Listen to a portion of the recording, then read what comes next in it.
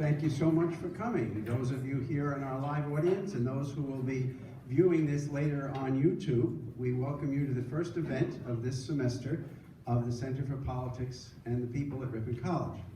My name is Brian Smith, and I am co-director of the center along with Professor Henrik Schatzinger, my colleague. And tonight I have the honor to introduce two of my distinguished colleagues at the college who have recently published a very important analysis of money in American politics. Game Changers: How Dark Money and Super PACs Are Transforming U.S. Campaigns. Professor Schatzinger will be joined by Professor Steve Martin, who is Professor of Communication in the chair of the Communication Department, and Professor Schatzinger is the chair of the Politics and Government Department. The first book of its kind is this book will provide an accessible overview of the changes the U.S. Supreme Court decision Citizens United in 2010 brought to political campaigns and political representation. It combines rigorous academic research with many examples of ongoing trends from the campaign trail. And it is a very readable book, not just for those who are in academics and like statistics and data and charts, but for anybody who is interested in learning about this issue. It's very well presented and it's very readable. The book makes the case that super PACs, political action committees, and dark money groups qualify as game changers of political campaigns, not only because of what these groups can do independently of the candidates for office and their increasing ability to match or even exceed the candidates' financial resources, but because the actions of these political action committees influence the political incentives and strategies of the candidates and political parties themselves. They're supposed to be independent of the candidates, but they have a tremendous influence on the candidates' thinking and policies. The book also points out evidence that those changes go beyond the campaigns. They affect how legislators represent their constituents, how donors put pressure on lawmakers to adopt certain legislation after outside groups have supported them, how the regulatory environment in government can benefit donors as a result of actions taken by federal agencies to repeal or dismantle existing laws or regulations that protect us, and how extreme positions by politicians can be incentivized and progress stalled when mega donors and outside groups reward political ideologues.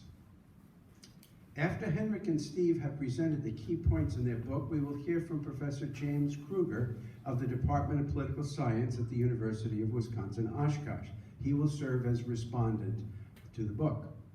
He holds a PhD from the University of Iowa, and his research interests are in political psychology, minority politics, and East Asian politics. So now I turn it over to Professor Martin to start the discussion of Game Changers: How Dark Money and Super PACs Are Transforming U.S. Campaigns. Professor Martin.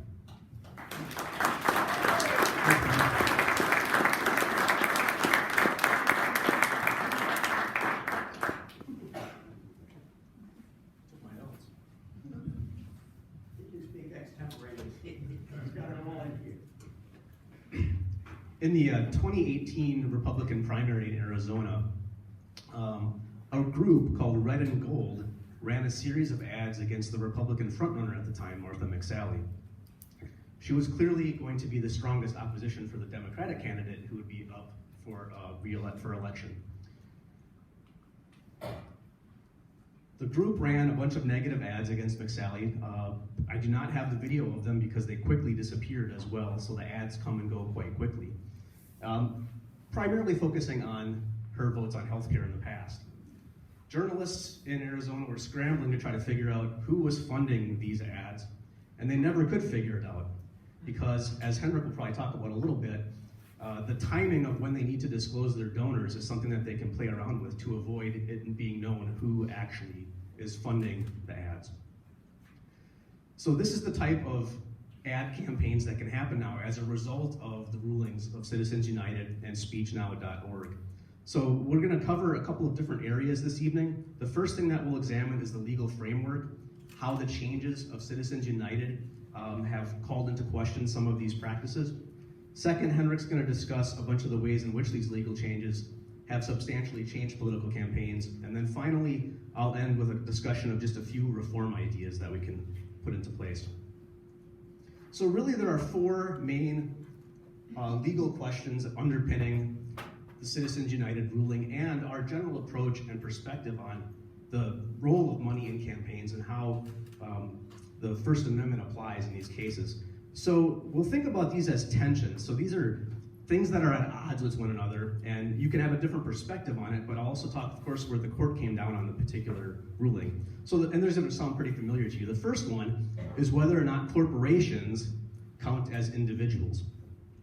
So most people, when you think of a corporation, you think of a large multinational corporation, something that's like for-profit, right? Pepsi, Walmart, large corporations. However, what a lot of people also forget, though, is that corporation refers to a lot of different kinds of organizations, even colleges, churches, and other nonprofits, groups that have social welfare purposes as well.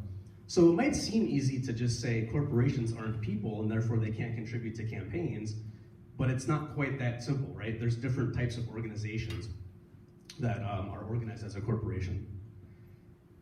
The second, of course, is money the same as speech, right? That's a classic question that we have. Of course, the Citizens United ruling essentially did equate those, and most spending limits have been removed as well by the courts. The third is where we should draw the line of responsiveness, in other words, when candidates are listening to their constituents, versus corruption. How much money does it take to be considered corrupt when you're donating money to a campaign? So the founders were very concerned with corruption, of course, but now the courts have narrowed this substantially to the point where bribery is really the only form of corruption that is against the law. And fourth, we want to consider how do we balance the public's right to know who's funding campaigns with the donor's right to remain potentially private. Do we have a right to know every donor, under what circumstances, and in what types of cases? And we'll take a look at that, especially at the end when I talk about some disclosure laws, because that seems to be the only remaining place that the Supreme Court has allowed for the public to be aware of who's funding which campaigns. So we'll keep those in mind. I'm going to turn it over to Henrik now, and then at the end, after Henrik is done, I'll discuss a couple of possible reform ideas.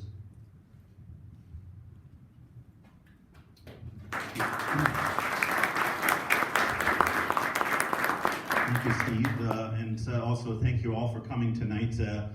Given that that you are here tonight shows us that you really care about our democracy and sometimes also its deficiencies. Also, I really want to take a moment to, well, first of all, praise Steve, because when I approached him to write this book, we did not have much time to really get and to submit it to the deadline that the publisher gave us, and so we both had to work really, really hard, and it's amazing what Steve did in this short time frame. Also, we had amazing help from students that I want to acknowledge. In fact, could those students who helped us in those summer months actually stand up for a moment? We had Abby over there, we have Hannah, we have Palasha. Let's give it up for them because they've been amazing.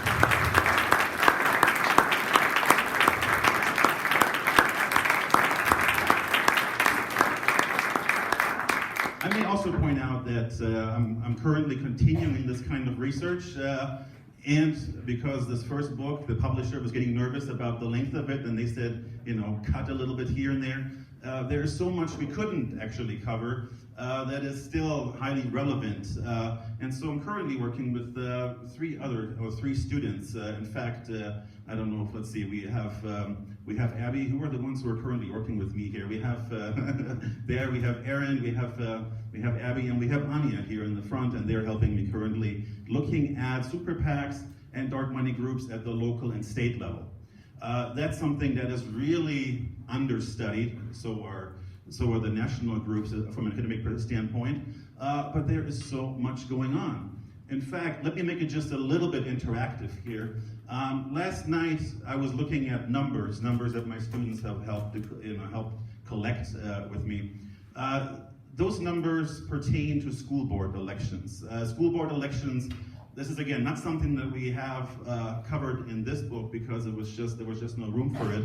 But I was looking at a large city that has really good data to work with because political scientists work with data. And so we found the city of Los Angeles as a good example of what's been happening over the last 10 years now. And so when we think about Citizens United and freespeech.org, we always think about independent expenditures, right? So these organizations cannot coordinate with the campaigns. A lot has been said about and mocked and so on about this coordination issue. And so, the book makes the case, basically now we live in this triumvirate campaign where we have the candidates, we have the parties, and we have the citizens, and so what we are looking at in this case is, I was just curious, what is the ratio of the campaign expenditures versus those outside groups, specifically super PACs and dark money groups?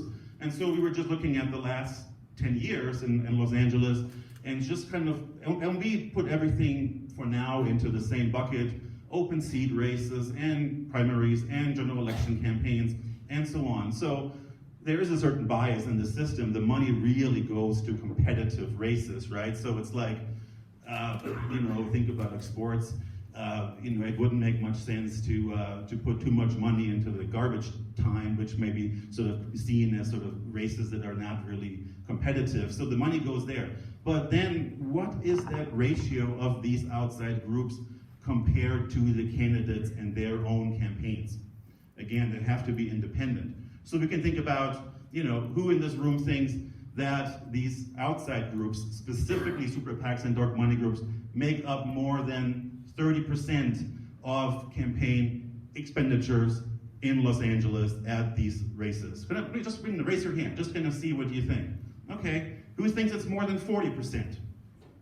Okay, what about 50%? They look like an auction here kind of thing, and so, okay, what about 60%? Still, any hands here? Let's go up here and see, what about 70%? Oof, okay, still, how about 80%? Okay, now we don't have many hands. Anybody 90%?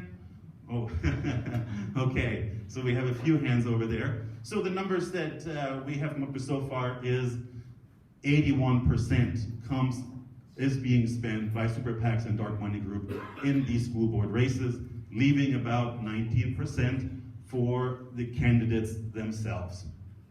Now, when you think about the 19%, however, that doesn't even include traditional political action committees. It doesn't also, of course, it includes money from billionaires that is giving money directly to them, and from and other rich individuals, millionaires. And so, if we think about just sort of the average Joe and their contributions of like $25 or $50 or $10, right? We could, I think, if we look into the data more carefully, we might find races where that actually makes up like 2 or 3% of the whole campaign funding process, right? Think about this. This is sort of pretty wild, right? When you think about over 90% of the money coming in from political action committees that are traditional, plus super PAC, plus dark side. So I think just that number alone will give you just a little bit of an idea how things have changed. And so we often don't look at the local level, but to be honest, this is where I believe you can have the greatest impact if your goal is to buy election outcomes. So, with that being said, let me just sort of start by pointing out a couple of trends. I'm a numbers guy, right? So I look at what's happening. If you look at the left side here, this is pre-Citizens United. This is looking at the first 10 years, 2000 to 2009.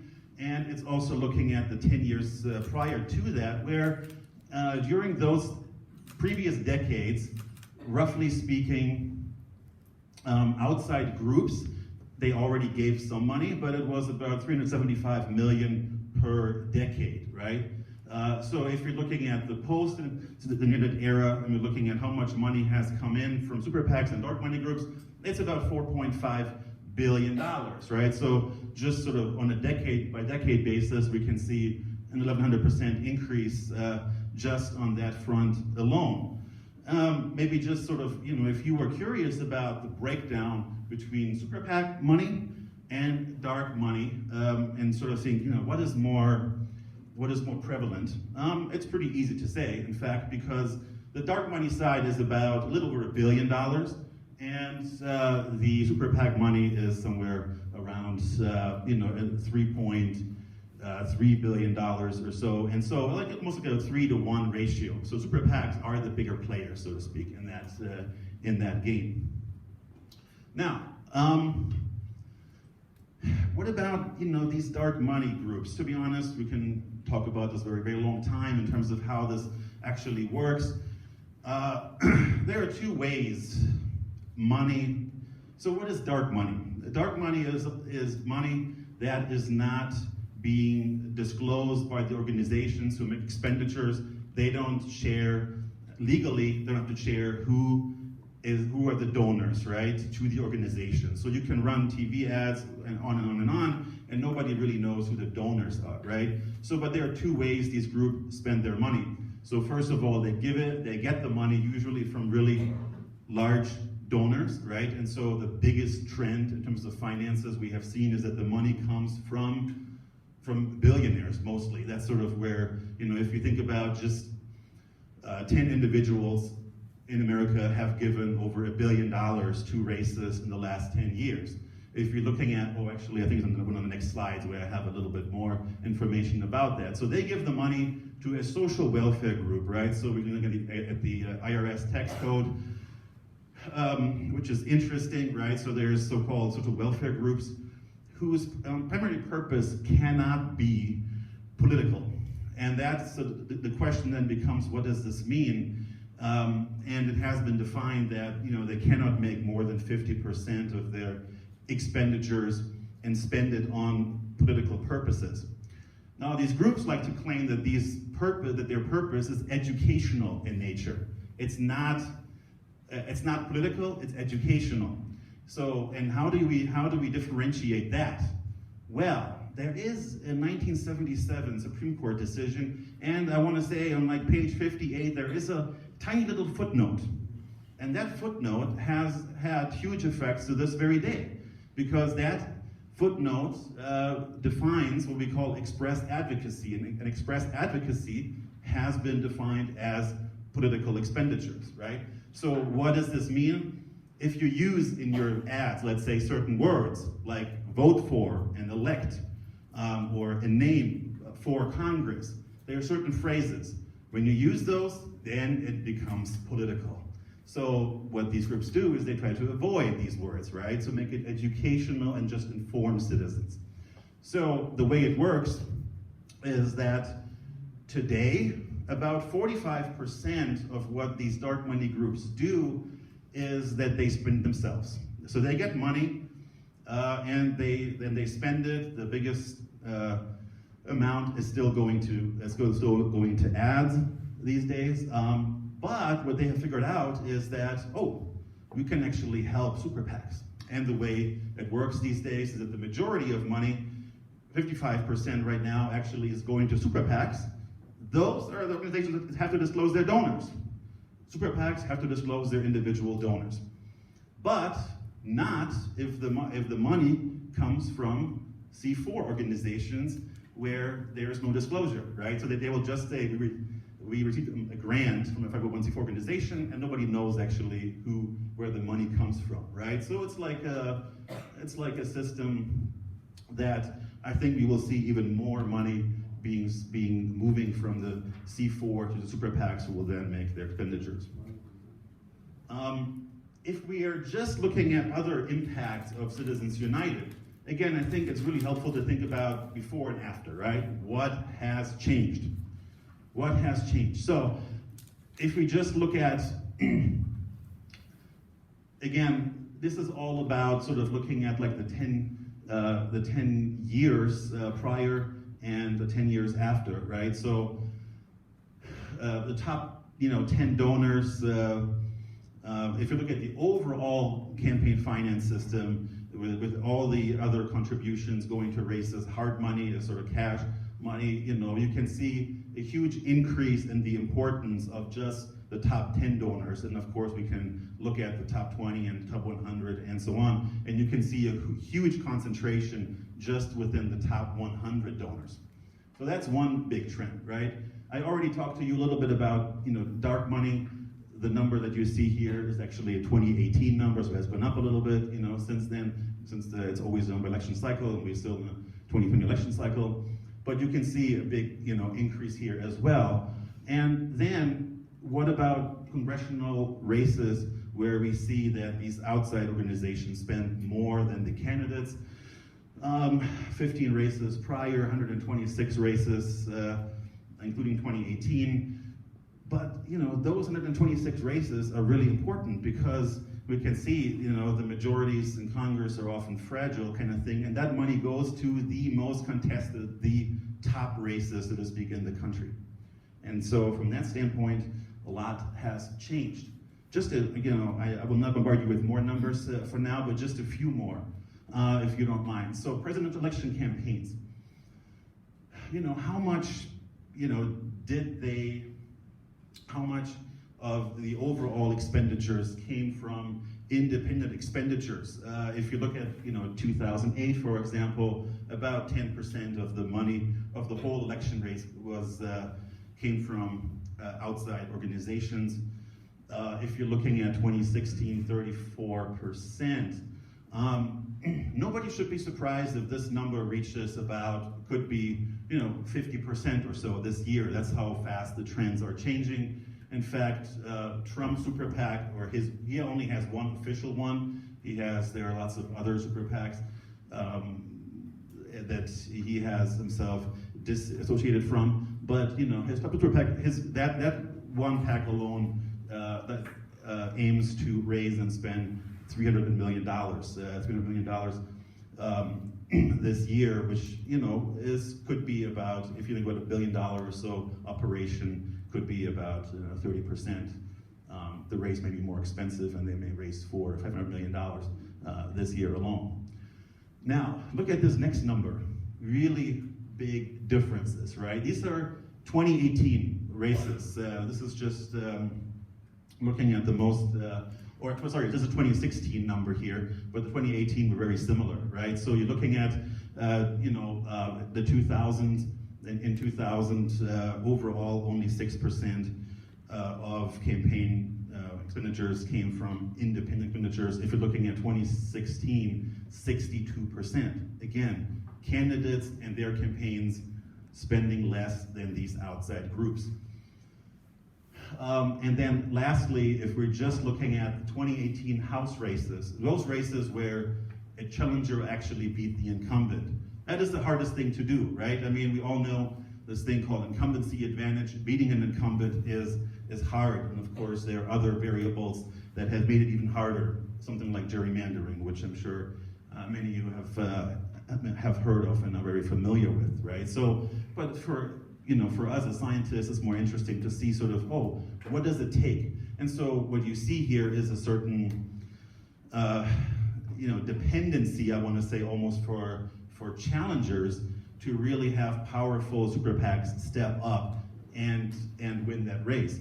If you're just looking at the raw numbers here behind those percentages, that means, the candidates spent about $4.8 million. And for the outside groups, I want to say this was $5.4 million.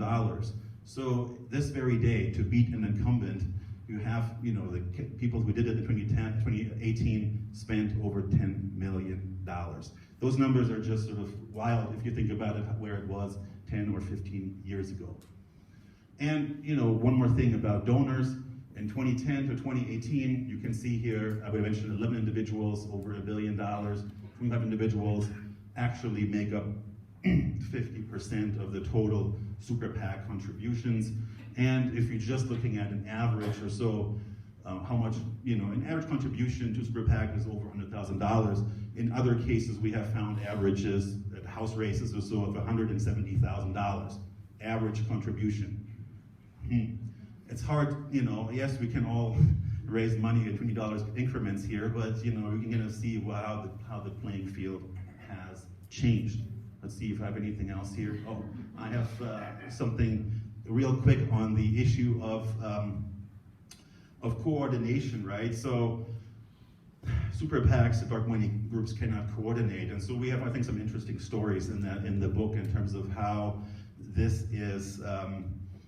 There are many weird things going on, right? So, how do groups and candidates sort of legally coordinate?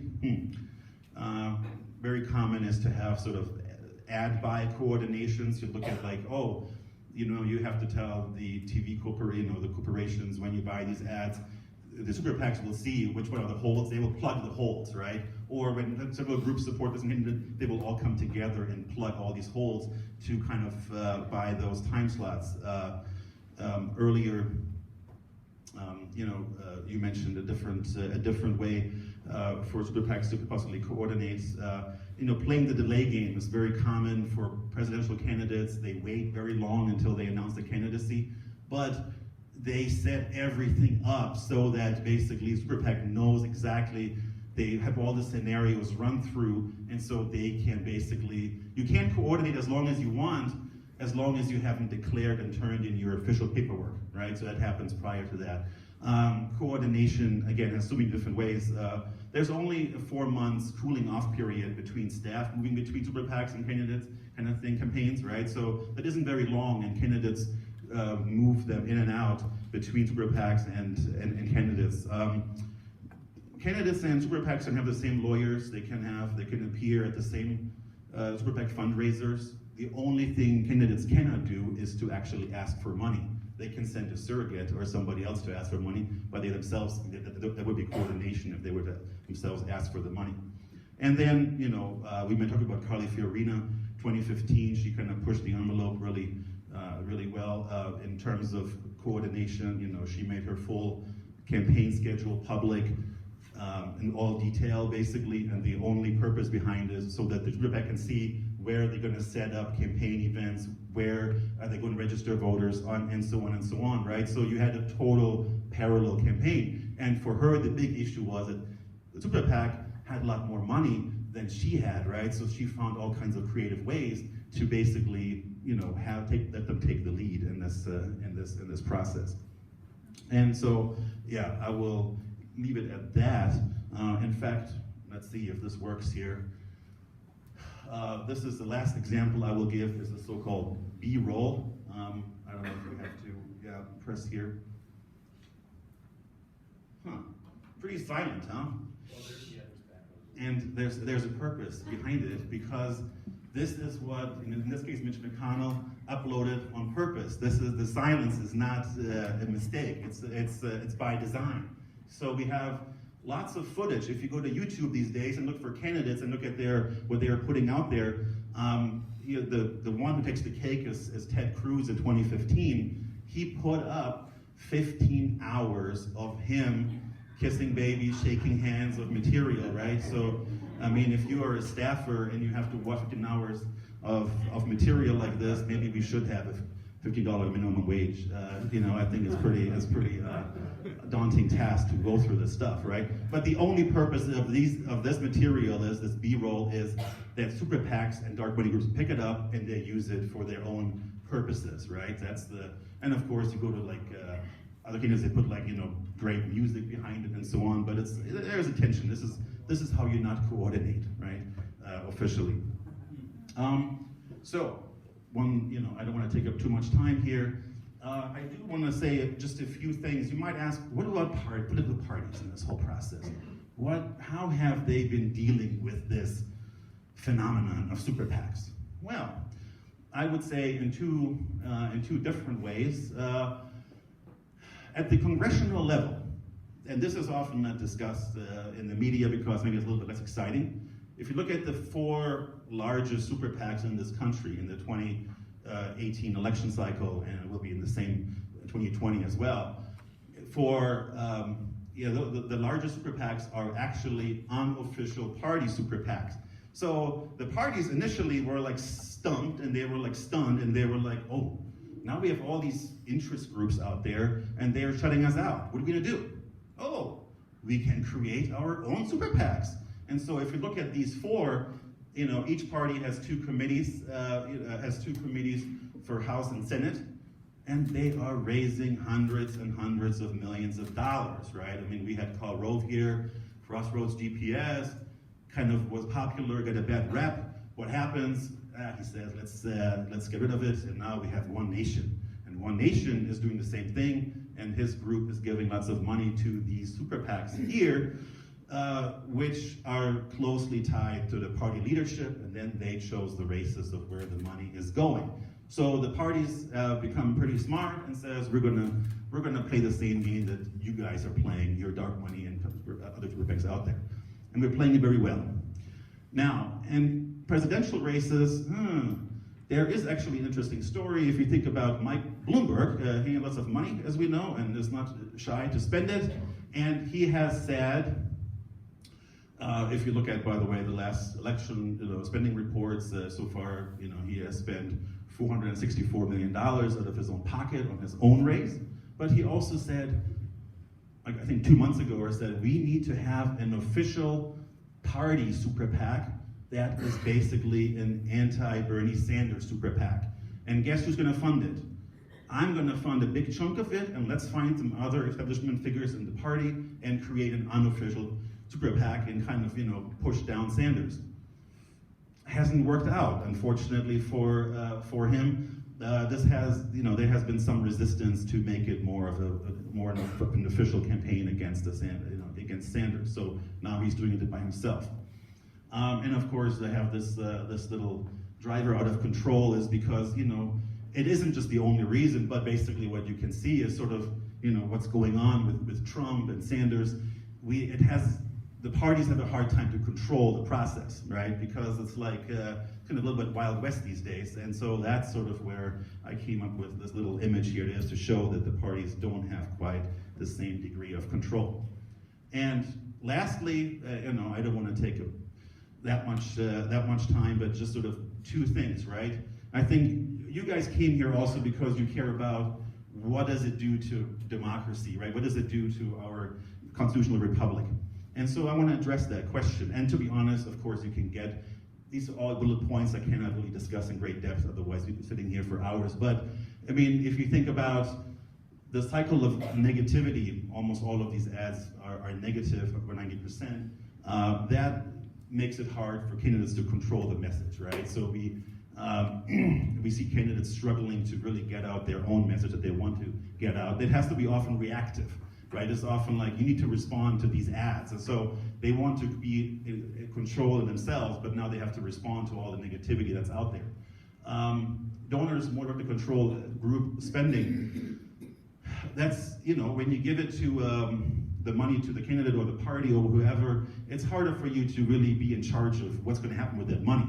Super PACs, however, they often have, just maybe a few donors or a few key donors, and they are the ones who you have much more direct control over where the money is going and how it's being spent.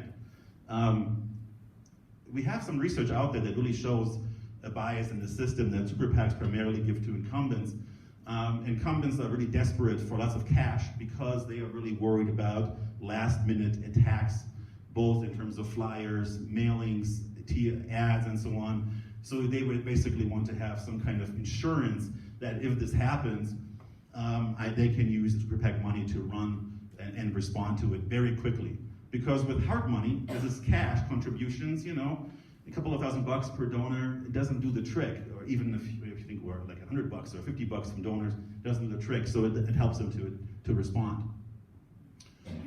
There's also the so-called backlash effect, and Steve wrote about this in chapter 6. Sometimes citizens are not happy when ads are very negative and personal and all these things, right? But with dark money, who are you going to be angry at, right? How are you going to respond?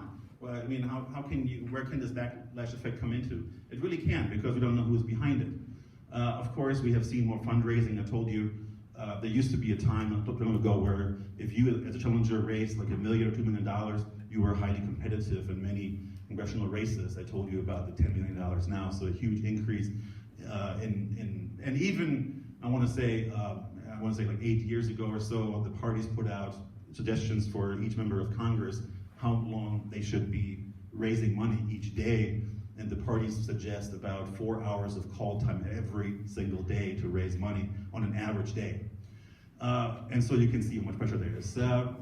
This last point here about regulatory capture, this is about effects that you see sometimes in terms of appointments, like the Environmental Protection Agency, for example. We have seen some Coke industry officials basically take on important positions as administrators, and they have put money into dark money groups prior to that, and so you can actually see some concrete outcomes here for them. And government contracting, actually something I've worked on and published on last year. It gets also bizarre here because we talk about Chevron as an example. Chevron is Chevron Corporation, is Chevron USA. So Chevron Corporation actually gave $2.5 million to, you may guess right, the Congressional Leadership Fund, and then public groups were upset, and they actually filed complaints against with the FEC, and they said, Chevron is getting government contracts. This is illegal. This is against the law. You cannot do that. You cannot basically buy government contracts through contributions to super PACs. And the citizen groups actually lost the case. Chevron won. Why? Because Chevron USA is getting the contracts, not Chevron Corporation. These are two separate entities legally. Having said that, they have the same address, the same CEO, the profits go to Chevron Corporation, and so on. So you can see how you can set up legal entities and you can still benefit from it. And then dissatisfaction with representation in Congress linked to IEs. So IEs is always independent expenditures. There are studies out there that really show a direct linkage between these out of control independent expenditures and how people are really unhappy with the way Congress is doing its job, right? So job satisfaction of Congress as a whole is low, and people actually blame sort of money in politics and outside groups as part of that. And so there are some serious there's sort of an erosion of trust in the political process, and that's what these groups contribute to.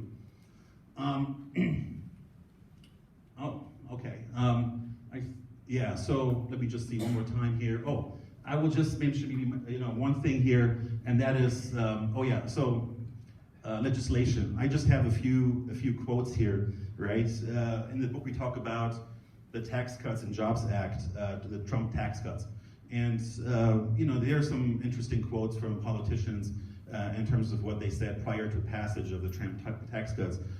Chris Collins here from New York, Republican, said, "My donors are basically saying, get it done or don't ever call me again." Lindsey Graham from South Carolina, senator from South Carolina, said he was asked in an interview on TV, "What happens if you fail to pass tax reform?" He said, "Financial contributions will stop for the party." What about donors? We have here, Doug Deason is a prominent Dallas donor in Texas, and he says, the Dallas piggy bank is closed until you pass tax reform. Get it done and we'll open it back up. And so what I did for the book is I actually went to the records of contributions. I went to OpenSecrets.org, that's the Center for Responsive Politics, and I found that 6 weeks after tax reform passed, the piggy bank was back up. Yoo-hoo! More money came in. So he actually, stayed true to his word. Americans for Tax Fairness estimated sort of how much would the Coke, industries benefit from the tax reform, and they said it's about $1 billion to $1.4 billion a year in income tax savings. $1 to $1.4 billion a year. Now, the Koch brothers, they did put up, for example, one campaign went to like 4 dark money groups. That was about $34 million were spent just on ads promoting tax reform, which at the time of passage had a approval rating basically of 28%. So Congress passed it, even though there were all these ads out there trying to praise it, but citizens didn't buy into it, and it still passed. So these are just a few examples here, and so responsive into districts is another issue that has been empirically sort of proven, if you will, and I already talked about dissatisfaction with representation in Congress. And so I will leave it up and have Steve finish it by looking at kind of reform proposals. Thank you. Thanks, Henrik.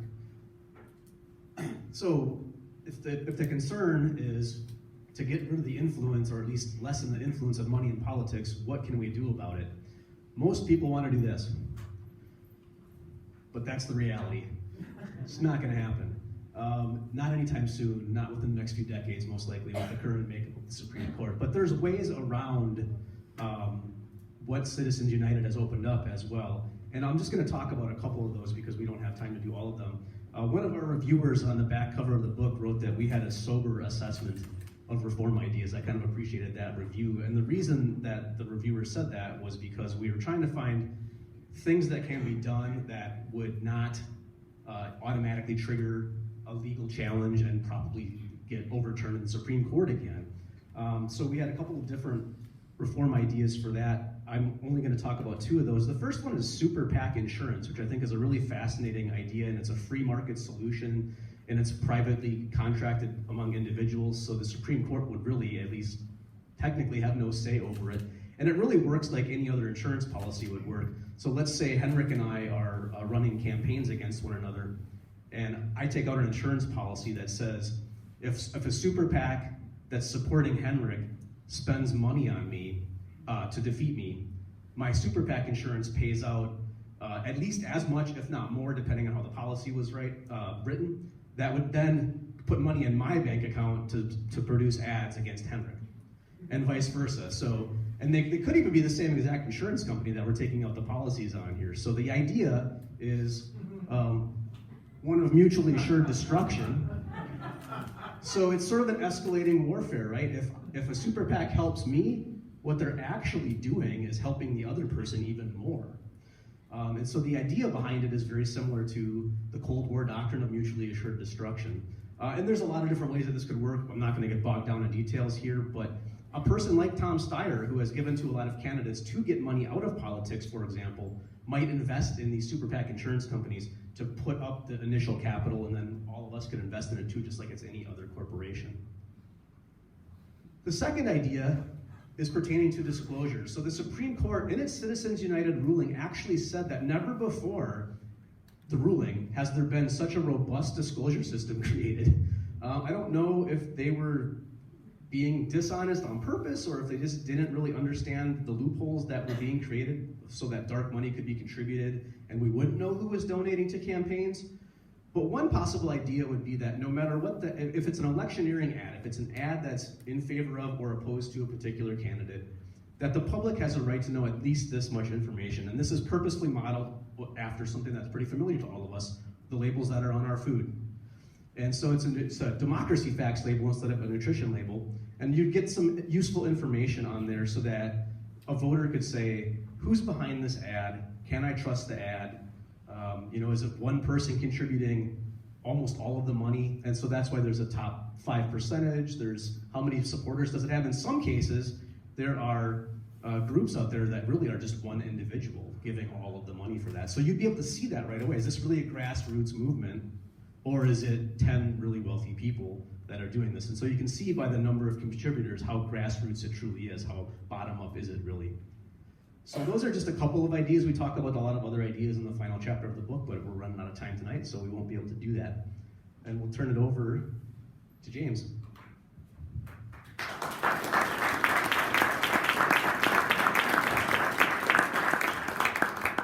Thank you. I am a huge fan of this book. I've had a chance over the last month to work my way through it and to work my way through it again. And one of the things that I really enjoy about this book is how many different conversations it has started with my friends, with my roommates, with my students, I think they're tired of hearing about it.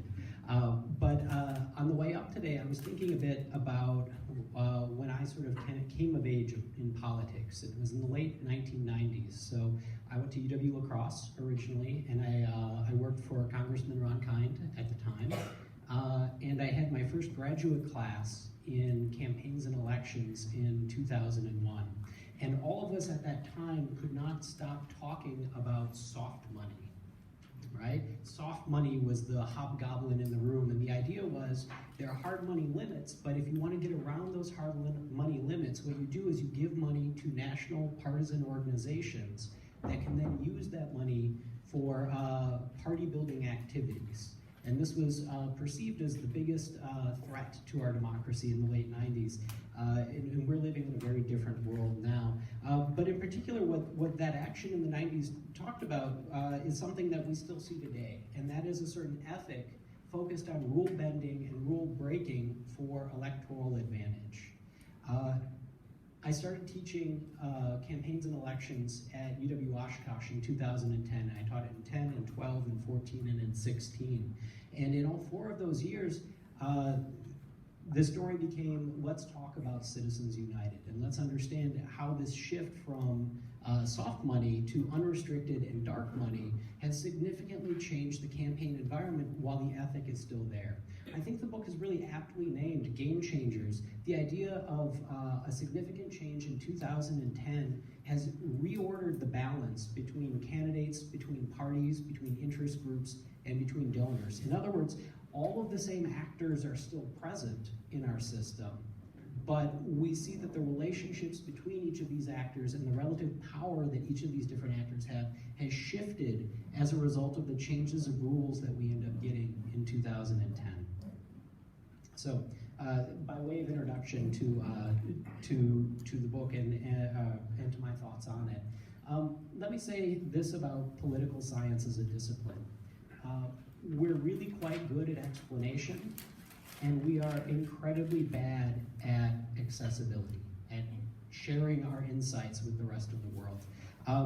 One of the things that I love about this book is that it meets the challenge of the first half of that discussion, in that when we talk about explanation, this book is a wonderful introduction to all of the elements that a person would need to understand what the major levers of power in electoral politics are, and to understand some of the nuance and the differences between congressional and senatorial races, for example, and presidential races as well.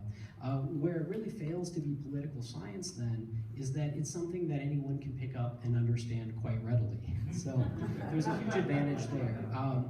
I was reminded repeatedly of the Washington Post Monkey Cage, which is a set of very short op-ed style pieces by political scientists that are designed to be easily digestible by students, by engaged activists, and by others that they release every couple of days. And I think that this book meets that challenge. I'm not sure if we have the interdisciplinary piece of that to thank for the accessibility that we find in the book, but it was a great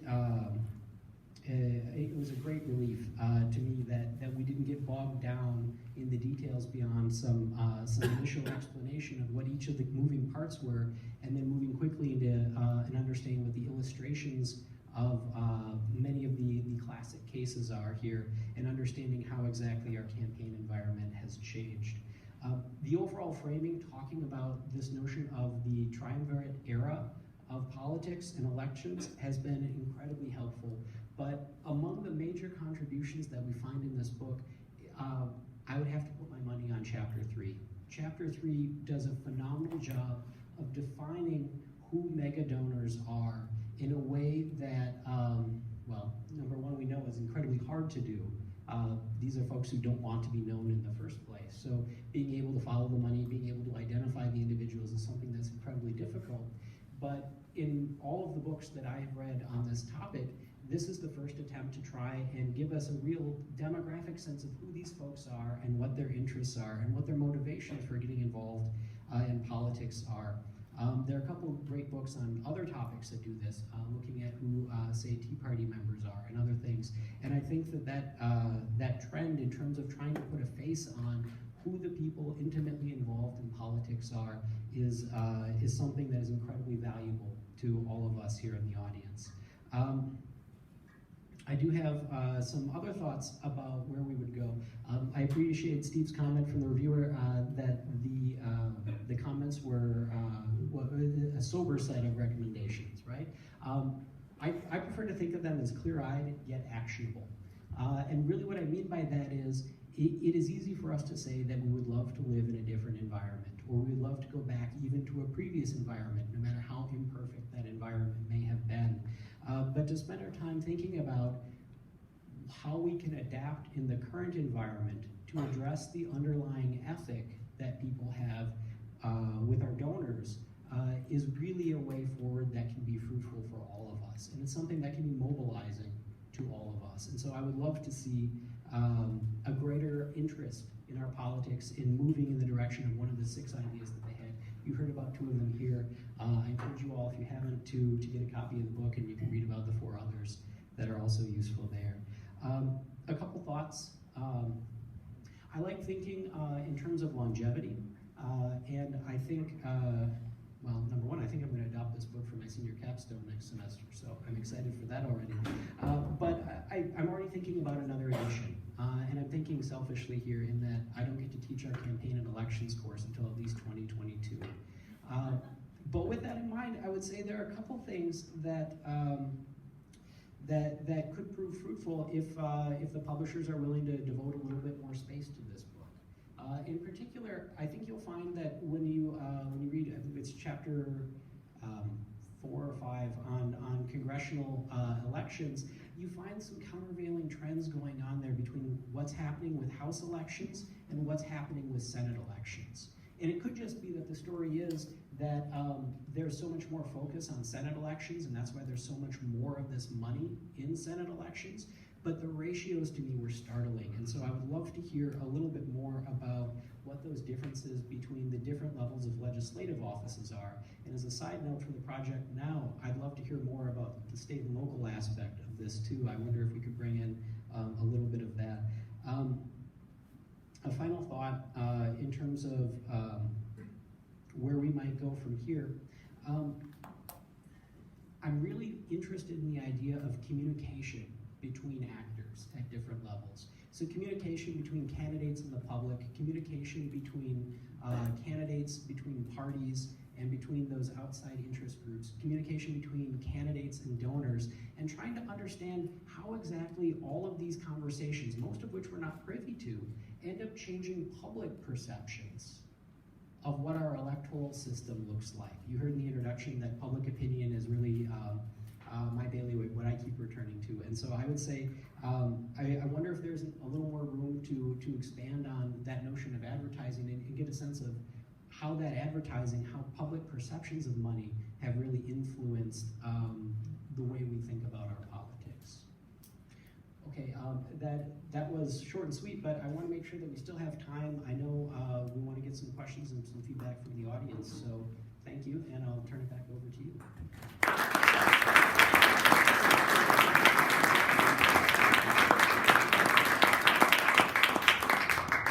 Yeah, thanks so much, James. And I think you're spot on in terms of your comments, and especially looking at voters in the state and local level and so on. The main issue I think we had, even though we had a short time period, is space. Actually, right? You were like, if the publisher said you need to keep this at that limit.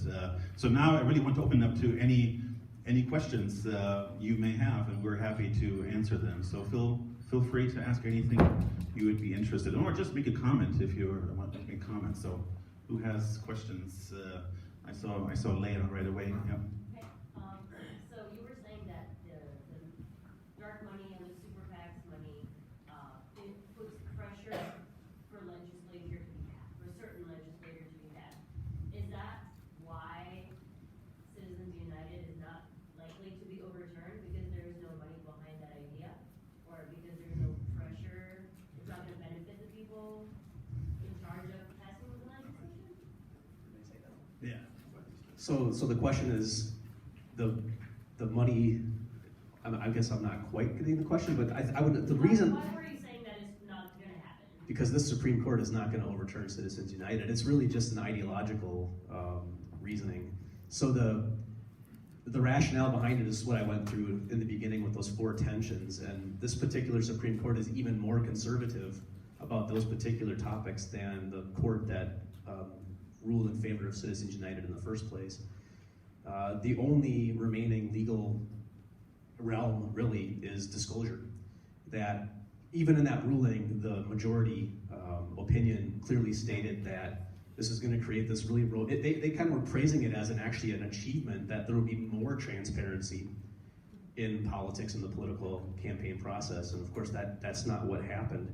But at least by their own words, that's where we would have to go with it. But I mean, maybe that, I don't know, they could overturn it, but I really think it's unlikely. Quickly, another way is constitutional amendment, and that has been circulated. What's that called? I put that as almost as, yeah.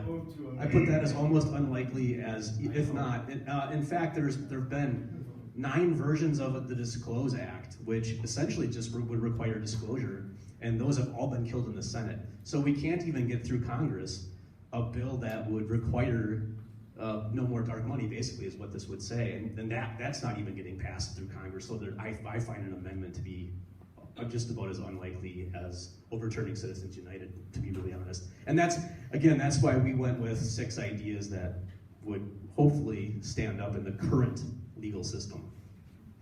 Just one more thing in terms of, since 2010, this wasn't the last, money in politics, court decision. In fact, in 2014, the court doubled down when it comes to hard money. McCutcheon versus FEC. It was litigated by the same attorney, James Bobb from Indiana, and basically the issue is really again about corruption. When does money corrupt?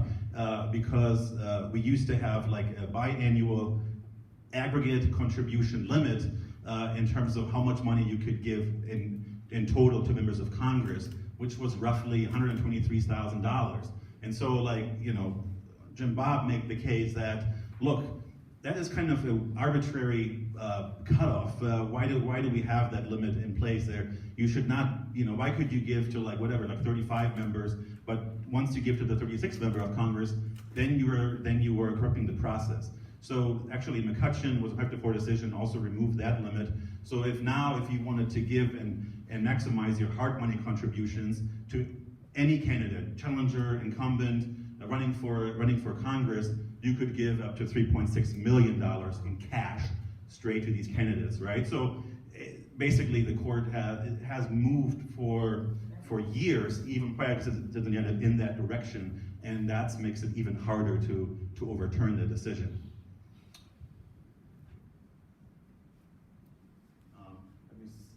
Was there somebody else when you raised your hand? I wasn't. Yeah, please. Well, I was just going to say is with move to amend in that, we did do that here in Ripon, had just shy of 79% approval rating on it.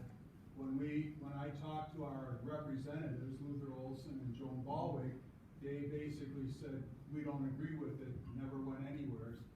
So there you go with the situation of really paying attention to what the constituents want. And the other thing is with the coordination in that, the Walker campaign has some issues where it went before the Supreme Court and the state Supreme Court. And basically what it is the state legislature retroactively passed legislation allowing that to happen. Whereas before it was supposed to be illegal, but they just changed all of that. Thanks for the comments. I know, Brian, you had a question? The examples you've given seem to be pretty much the Republicans taking advantage of this. Do the Democrats have clean hands on this? Absolutely not.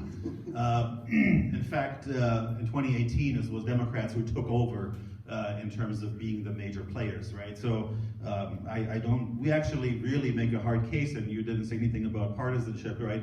We provide examples from both sides. As far as legislation, however, Congress doesn't do a whole lot in terms of passing major bills that have this kind of functional implication. That's why we use the Trump, tax cuts, right? But as far as advertising, as far as examples are concerned, we give examples from both sides, and I think James will confirm that we really try to avoid, because any bias, because. Yeah, the Arizona example from the beginning, which I didn't come back to at the end though, helped Kyrsten Sinema win, and it wasn't revealed until later. We even contacted journalists, and I was trying to find the ads even disappeared. If you go on YouTube, they're just gone. So these groups, they're hit and run. They form quickly. They have a really generic name like Red and Gold. The journalists in Arizona were trying to figure out who's running these ads, and it wasn't found out until after the election when it doesn't matter, right? So McSally still won the primary, but then they contributed, all told it was about $1.8 million, and most of it was from George Soros and his son, which they didn't find out until after the election. So no, it's both sides, and we pick on them both equally as much as possible in the book, for sure. I saw Gary's hand earlier, fastest. So Gary? You make a case for all this money, or that there's a lot of dark money where we don't know who is funding the ads, but you never really say, maybe you do in the book, what's wrong with that. So could you clearly articulate what's wrong with that? Because in my mind, it's more important to know whether something is true or not, more than who's funding it. I get that. I mean, I think I'd like to know who's funding it, but I'd like to hear you say why that's important. Yeah, chapter 6 is all about the advertising. Of course, that's where most of the money goes. And you're correct. I mean, the truth of what's being presented in the ad is important, but there's a lot of research that indicates that voters take a lot of important cues out of knowing the source of a message as well. So it's not just the veracity of the message, but it's also the credibility behind it. And we can argue whether or not that ought to be the case, but it is the case. So I forget the one study that we cite, if it's a labor union paying for the ad, that's gonna give a cue to somebody versus if it's a corporation of some kind that they're gonna be skeptical about. But Henrik mentioned the backlash effect, that's part of it. Voters will punish candidates for running negative ads, especially if they're attack ads that cross the line and become too personal. So the lack of accountability there is also a character issue, I suppose we could say. Do you want to add anything to that? No, you basically have the same points about credibility, accountability, and those things, and backlash effect are just some arguments, I would say. Yeah. Matt. Thanks. I really appreciate your presentation. I have, I guess, two questions. One question is, have you been able to figure out how much foreign influence or foreign money is coming in through the super PACs or through dark money? I guess I'll. I mean, I don't know if we trace it. There's a small section in chapter 6 about what Russia did with the Facebook ads. So technically speaking, there should be no foreign money in our political system, and that's based on a Supreme Court case called Blumen versus the FEC, where a Canadian citizen living in the United States, working at a law firm in New York, wanted to produce flyers on behalf of a political candidate, and that was completely disallowed by the Supreme Court. There's no, even if you're living here, working here, legally here, but not a citizen, you cannot even give 25 cents to photocopy a flyer and distribute it. But we don't know the exact amount of money, and Facebook's only one venue there. There's other platforms. It's really hard to trace. Did you run into anything that's traceable? No. As you said, legally, it shouldn't be there, and we just don't have that kind of information. Yeah, it's more of an enforcement mechanism, right? The FEC, the Federal Election Commission, is just completely impotent. It does nothing. It's dysfunctional. Both parties have denounced it time and time again. It deadlocks on everything, 3-3. So they probably could do some things about it if they were functional, but they're not. So one of the reform ideas is speculating about what might fix the FEC. Just as a little quote-unquote fun fact, right? In terms of the FEC setting new records every year, last couple of years, in the number of cases they are actually pursuing and enforcing in terms of fewer cases every single year. So there are more and more violations, or at least alleged violations. I'm going to use the word alleged here because I'm going to get sued, but alleged violations, but fewer and fewer actually investigations looking into these cases. So that's where we are. I'm gonna call on Todd. Thanks. I'm curious, I haven't heard any comments regarding who I would consider the ultimate benefactors or drug lords of all this money, and that would be the media. It's a good point. I mean, that's when you think about who corporations are. This is a really sticky one, right? So I didn't get into this too much in the beginning, but there's specifically in the First Amendment, of course, is the freedom of press. Well, it happens to be the press who are some of the largest corporations in the world. And yes, they do benefit from it. We talk about that a little bit in terms of, you might be better at this. Well, how it's driving up the prices for ads, right? And so that makes it, again, even harder for, let's say, challengers who don't have all these resources to come in and really compete, right? Once, because there is this bias in the system toward incumbents, right? And so you are totally right. And I think, to be honest, is another area where we could elaborate if the publisher would give us more space in the next edition in terms of how it's, how the media corporations are benefiting from this big time. I mean, there are local stations in swing states that probably wouldn't exist without political advertising revenue, to be honest, especially in Ohio, for example. I can't remember if we have it in the book or not, but some of the local media in Cleveland and Cincinnati get almost their entire annual budget from political ads. And do you have a feel for, in these races, all this money that is going towards ads, can you see it moving the needle? I mean, I know that you mentioned the election in Arizona, but I mean, the way that we're consuming media now is completely different than how we consumed it 10 years ago. So that's a really tricky question, right? Was it that? Can you repeat the question? Oh, I'm sorry. So the question is whether or not these ads actually matter. Do they move the needle? Do they get votes? I'm assuming is what you really mean by that. Yes. So probably not a lot, but sometimes just enough. In a lot of these races, it only takes a few. It doesn't take a large percentage of votes to matter. Look at how close Wisconsin was. Michigan was even closer in the presidential race. So there's minimal effects probably, but that might be all they need. And so I guess that's the way I would answer. And that's why a lot of the money gets spent in these really tight races, in really close, the money doesn't get spent as much where the race is not going to be very close, but it sure does in swing states and in Senate seats that are really going to be tight, like Arizona, right? Mm-hmm. Yeah, and that's where candidates are so concerned about, especially in just in the last, let's say, 2 weeks or so prior to the election date, right? They're so worried about those brochures or some accusation. Are there really sometimes harsh things that come out in the last? And then how do you respond? You have to have those resources, and often they come from super PACs. If you don't, this can definitely move the needle. Now, I wish we would have still more empirical data to back it up. It might take a few more years before we see that, but what we have seen so far is it is enough to move the needle in really competitive races. I mean, just to put it in perspective, is Bloomberg's money gonna win it for him? Probably not, but he certainly wouldn't be in second place right now without having spent $460 million. We were looking in my class. On one day, Bloomberg dropped $38 million on Facebook ads. One day. And without that, he wouldn't be polling anywhere near what he is. I'm convinced of. So, I mean, does it win races? Maybe not, but it makes otherwise perhaps non-viable candidates viable. That's for sure.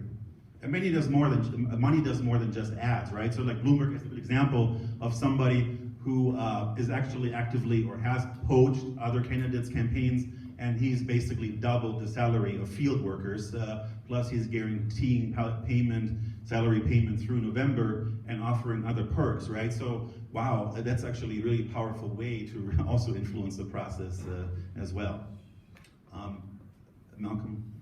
Yeah, you seem to be diminishing the impact of money, but I think, whether it moves the needle, I think we had a situation in Wisconsin recently for the state Supreme Court where one candidate was leading by 8 to 10 points in all of the polls, and in the last week or so, an influx of outside money came in. There was a number of, in particular, television ads that were misleading, and that candidate ended up losing because there wasn't, in part because there wasn't enough time for them to respond to this massive ad spend. So it does make a difference. And I don't want to, criticize voters or citizens in general, but information levels, if we look at political knowledge, is often not very high. And so people like myself, right, study this on a daily basis kind of thing, and so we're up to snuff in terms of what's going on. But that's another issue, right, with knowledge levels being what they are, that people learn through these ads, right? And that's, or at least they think they learn through it sometimes, and sometimes there's wrong information going out, right? So that's, I think, another problem. But that also is the reason why I think maybe my next book will be at the state and local level, where the information levels are even lower, and where you can have an even bigger impact of what that money can actually buy you.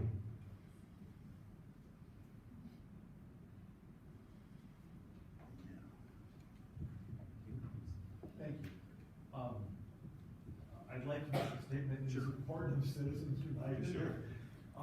When you look at the First Amendment, the objective was to guarantee that the citizens of this country could speak out against their government in an unfettered way, and guarantee that they could get together in groups of people to change their government.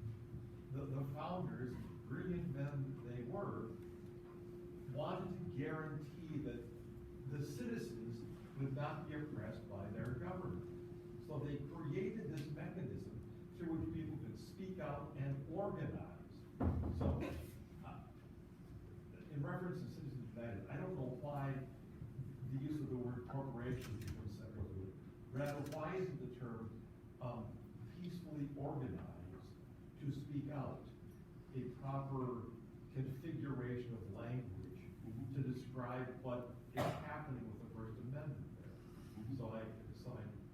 But second, you can respond to that, I appreciate your, but second, isn't it true that all of what we are looking at now is a product of the efforts to take identified yet unlimited money out of the campaign system?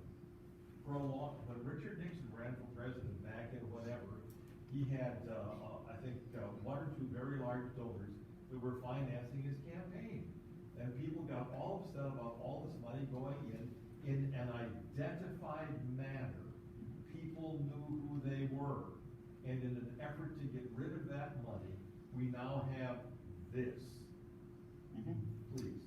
Sure, I'll start just real brief. I don't want to take too much time, but first point I would make is that actually in the book we're pretty careful about what has not transpired, but what people said is going to happen, which is people thought like corporations are going to take over and buy elections, and it's going to be like all corporate money going into it.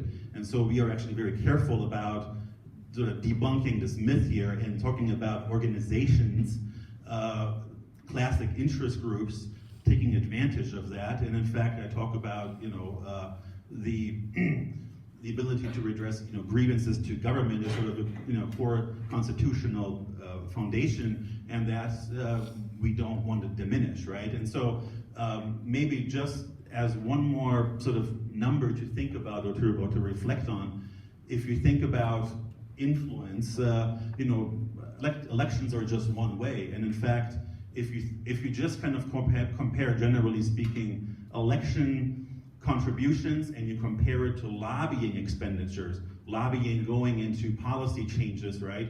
So that ratio, pretty much election cycle is like almost 10 to 1, 12 to 1, 13 to 1 in favor of lobbying, right? So if you are, let's not kind of lose sort of perspective here, right? There's a lot more money when it comes to lobbying, and we can talk about biases and things of of that nature, and so I just want to kind of put this into perspective. Maybe you have a few. Well, I mean, I think that's why I set it up in terms of the First Amendment issues, as there's tensions. What do we mean by a corporation?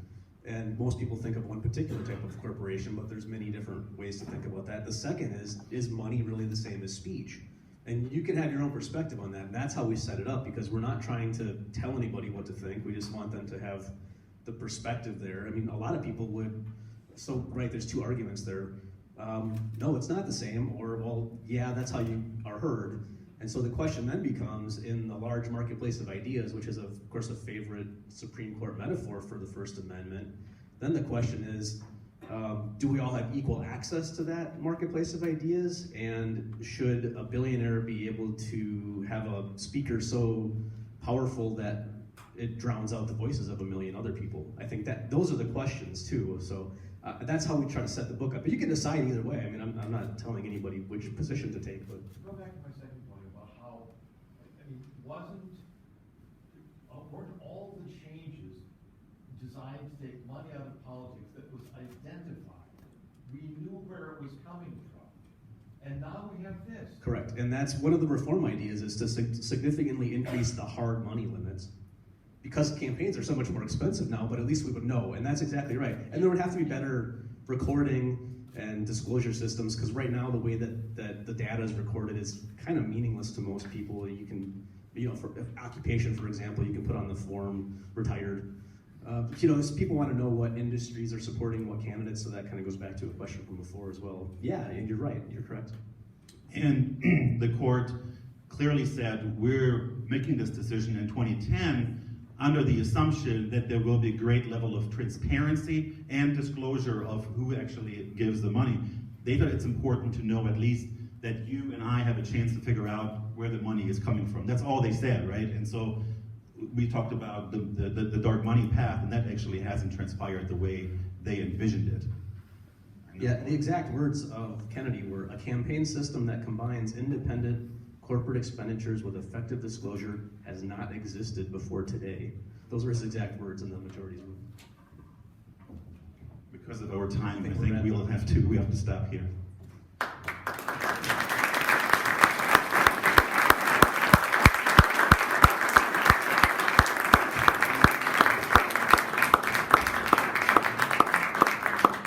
Thank you, Henrik and Steve, and also James. This has been a very exciting discussion. And the authors are going to stay around for a bit, and they have a pile of their books.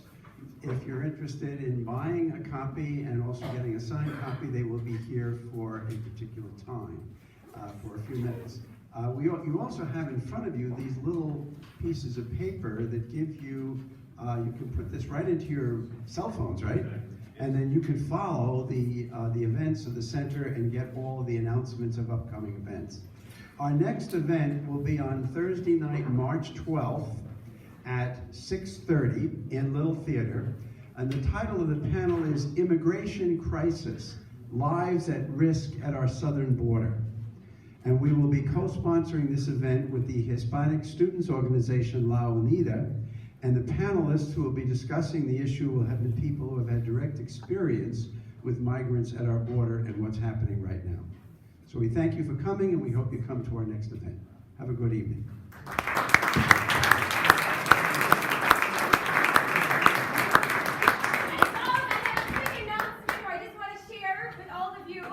Is that we have a cake that we invite all of you to enjoy with. Why did we bring this? Because many of you here, I know, have been asking Henrik and Steve this whole time about the book. You've been dealing with, when you were writing so often, bouts of issues with your wrists, with your shoulders. And the point is, so many of you here, I know, have been so supportive of them. So again, just personally, thank you. And these cards that you got with the book, I also want to point out that if you would like to share it with somebody else, please, we have more of these. So this is, I think, a very pertinent book, as we heard, and it helps by the grassroots by sharing, word of mouth. So take some more of these, they're up here, and come enjoy some cake with us. And we also have flyers out there with a discount code in case people want to buy this book online. So